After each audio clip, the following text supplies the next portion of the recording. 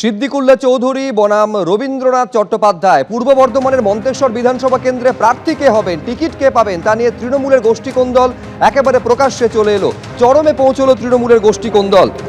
মন্ত্রী সিদ্দিকুল্লাহ চৌধুরীর নিশানায় জেলা তৃণমূল সভাপতি। প্রার্থীপদ নিয়ে পূর্ব বর্ধমানে তৃণমূলের মতবিরোধ দিনের আলোর মতন সামনে চলে এসেছে।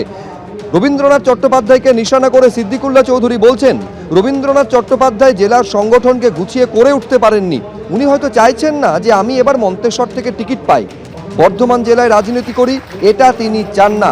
তিনি চেষ্টা করেছিলেন বর্ধমান থেকে আমাকে অন্য কোনো জেলায় পাঠানো হোক। এটা তার দূরভিসন্ধি, চক্রান্ত, ছোট মনের পরিচয় বলে আক্রমণ শানাচ্ছেন রাজ্যের গ্রন্থাগার মন্ত্রী। পাল্টা আবার রবীন্দ্রনাথ চট্টোপাধ্যায় তিনি বলছেন, আমার চাওয়ার ওপর কিছু নির্ভর করে না, সবটাই দল সিদ্ধান্ত নেয়। ধাপে ধাপে প্রত্যেকদিন অবস্থা চেঞ্জ হবে। আমাকে একদিন আজকে খবর দিলেন, এক বড় নেতাকে চ্যাটার্জি বলেছেন, দেখলে ভাই কিছু করার নেই, সাহেবের প্রার্থীপদ মন্তেশ্বর ফাইনাল হয়ে চাওয়াচাইয়ের উপর তো কিছু নির্ভর করে না, এ ব্যাপারে দল সিদ্ধান্ত নেয়। দল যা সিদ্ধান্ত নেবে সেটাই হবে। আমাদের লেভেল পর্যন্ত কোনো আমরা কিছু জানি না, রাজ্য স্তরে এগুলো নিয়ে আলাপ আলোচনা চলছে। মন্তেশ্বরে কে বড় নেতা তা আমি, কাকে উনি বলতে চাইছেন তা আমি বুঝতে পারছি না। মন্তেশ্বরে কারোর সঙ্গেই আমার এই ব্যাপারে কোনো আলোচনা হয়নি। শুভেন্দু অধিকারী বলছেন, এবার বিজেপির সরকার হচ্ছেই। এপ্রিলের পর লাইন দিয়ে তৃণমূলের লোকেদের বিডিও অফিসে গিয়ে ইস্তফা জমা দিতে হবে। কি বলেছেন দেখবো একবার। এপ্রিল মাসের পরে লাইন দিয়ে তৃণমূলের পঞ্চায়েতদের বিডিও অফিসে আর ডিএম অফিসে গিয়ে রেজিগনেশন করতে হবে। 17 সালে ত্রিপুরার মতো। সরকার বিজেপি করছে, লিখে রাখুন।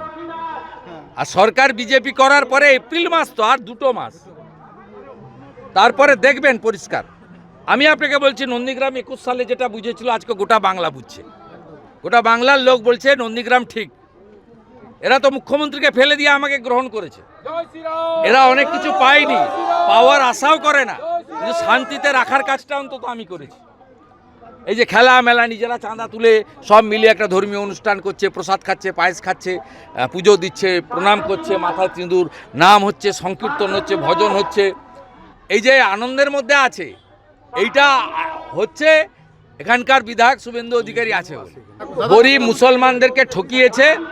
যত সুযোগ সুবিধা আছে, সুযোগ সুবিধা সুফিয়ানরা নিয়েছে, সাউদ্দিনরা নিয়েছে, কোনো গরিব মুসলমান পায়নি।